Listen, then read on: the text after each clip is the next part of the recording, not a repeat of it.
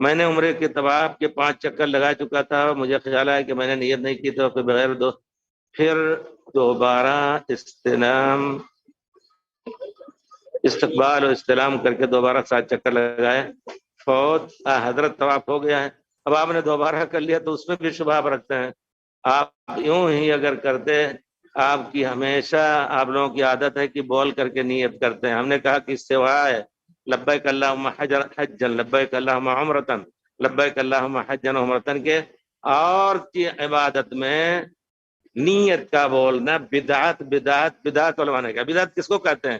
وہی چیز جو پیارے رسول نے نہیں کی ہے، ہم کوئی نئی چیز نکال کر کے لوگوں کو بتائیں۔ پیارے رسول نے فرمایا جس کسی نے احدث فی امرنا، ہمارے اس معاملے میں کوئی نئی چیز نکال کر کے ہماری شریعت میں رکھا، فہو رد مردود ہے، وہ اللہ کے یہاں قبول، پیارے رسول کے یہاں قبول نہیں، مسلمانوں کے یہاں قبول نہیں۔ اس کے بعد اللہ تعالیٰ تو پہلے ہی جانتا ہے کہ یہ قبول نہیں ہوگا۔ تو اس وجہ سے آپ نیت کسی اس میں واجب نہ سمجھیں۔